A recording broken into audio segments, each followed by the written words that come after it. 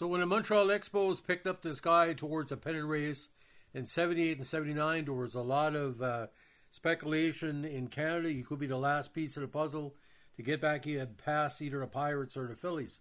He did really good in Montreal, but he came to heavier major prominence when he ended up with the Yankees and was the E.R.A. leader in 1980.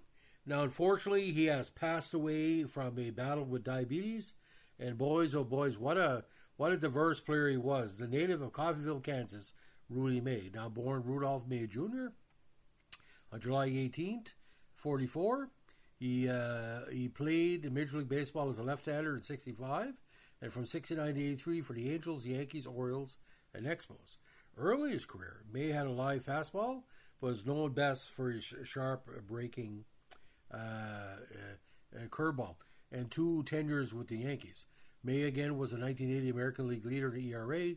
and helped the Yankees win the AL East that year. Now, he played high school baseball at Castlemont High School in Oakland. One of his high school teammates was future Hall of Famer Joe Morgan. Signed by the Twins an amateur free agent in 62, May was one of the last players in the Major League Baseball to be exempt for the later adoption of the Major League Baseball draft, which was formalized in 64. He pitched in 32 games for Class A Bismarck Mandat, with 11 wins and 11 losses, pitching 168 innings in 24 contests. Now, in 63, May was selected first in the 63 first-year player draft by the White Sox. He pitched over 300 innings in 64, split between the single-A Tidewater Tides and the triple-A Indianapolis Indians, with a 17-8 record in 207 innings in 30 appearances. Now, after the 64 season, May was traded to the White Sox and the Phillies for catcher Bill Heath and a player to be named later, which was Joel Gibson. The Phillies then traded May to the Angels for pitcher Bo Belinsky. Now, May made his Major League debut in 65 at the age of 20, starting for the Angels against the Tigers. He pitched a full 9 innings, giving up 1 run and 1 hit, striking out 10, walking 5, and he threw 139 pitches and received a no decision. May appeared in 30 games for the Angels in 65. Now, he pitched in the Angels minor league system from 66 to 68, including the stint with the Seattle Angels. He appeared in 45 games over 3 seasons, winning 18, losing 10, in 248 innings. Now, May returned to the Major Leagues for good in 69 with the Angels and appeared in 200 games between 69 and the beginning of the 74 season as a starter and reliever.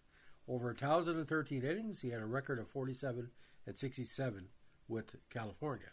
Now, when the Yankees purchased May's contract from the Angels on June 15, 74, he had a good record. He posted a record of 22-16 in 326 innings over 49 appearances with the Yankees from 74 to 76.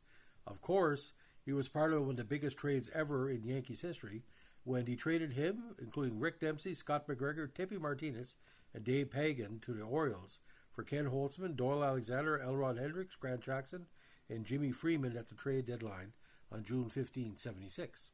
He had fallen out of favor with Yankees manager Billy Martin over being removed prematurely from starts. He appeared in 58 games, posting a record of 28 and 21 over 403 innings with the Orioles. Now, the Orioles eventually traded May along with Randy Miller and Bryn Smith to the Montreal Expos for Stan House, Joe Kerrigan, and Gary Redicky at the winter meetings in December 7, 77. May pitched primarily at the bullpen for Montreal. He recorded 18 wins and 13 losses, appearing in 49 games and recording 237 innings. Now, when he re-signed with the Yankees on November 8, 79, during the 80 season, he led the American League with an earned run average of 246, which was his best career mark. Through his final 4 seasons in Major League Baseball, May won 28 and lost 27. In 65 with the Angels, May earned a salary of $6,000. Some 18 years later, his final year with the Yankees, his salary was $620,000. Now, when May was 17, he enrolled in an underwater diving program and became a certified diver. Now, following his professional career, May joined Circle K and worked as a store manager in California. And of course, he passed away from diabetes on October 23rd, 2024, at the age of 80.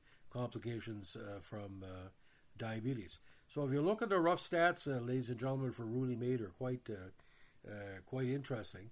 Now, again, the 6'2", 205-pounder.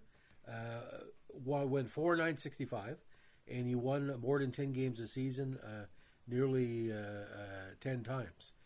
He won 10-13 in 69, 7-13 in 70, 11-12 in 71, 12-11 in 72, 7-17 in 73, all for California. And he split time with the Yankees in California in 74, 8-5. Yankees 14-12 in 75. Split time with Yankees in Baltimore, winning 15. Big season, of course, 18 victories with Baltimore in 77. With Montreal, he went 8-10. And went 10-3 with Montreal in 79. A big factor in them almost getting to the postseason. He only started 7 games, but he was a long reliever. 2.31 E.R.A. Now with the Yankees in 80, 2.46 E.R.A. 15-5, then 6-11, 6-6, and 1-5. He was 51-76 in California, 54-46 with the Yankees, 18-13 in Montreal, and 29-21 with Baltimore. Now in the postseason, he pitched in the playoffs for 2 straight years. The ALCS, he went 0-1 in 1980, that 3-game sweep.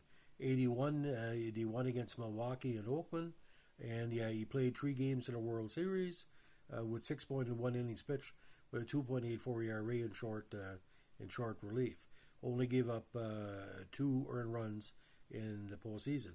So these 2 years in the playoffs, 6 games, 2 games started, 1 game finished, and a 3.66 ERA. And not too bad of a batter as well. He had some key hits with California before he ended up in the National League. Now with Montreal, like I said, some very good at bats, batting 143 for both 78 and 79, which is not too bad for a pitcher. So, ladies and gentlemen, remember most about Rudy May, how workmanlike this guy was. He could get you 10 or 15 wins a season, and basically what you needed with any team was a good third starter, and that's what he provided. But we didn't get, like when Montreal went into trade and free agent market in the late 70s, getting Dave Cash and other players. Like I said, we were 2 players away from beating the Pirates in 79. We're 2 players away from beating the Phillies in 1980, and we're 1 player away, like a big home run hitter like Reggie Jackson, beating the Dodgers in 1981. But Rudy May will always be a favorite of the Montreal Expos because he was good with the community, he was good with the fans, a very, very strong motivator for what he called a workman-like pitcher. You know, if anybody was going to tell me, give me a third starter, I would get Rudy May because he would never, being on the same staff with Nolan Ryan for a short while and Frank Donata, that's a tip of his hat for sure. That's probably one of the most interesting starting 3 that the Angels ever had. So, ladies and gentlemen, Rudy May will be missed. And like I said, one thing about these baseball cards, ladies and gentlemen, stood out for me was the fact was very stoic guy, like he was all business. So, ladies and gentlemen, if you like what they're doing here, we're a baseball podcast. Let us know when to like, comment, subscribe, or share.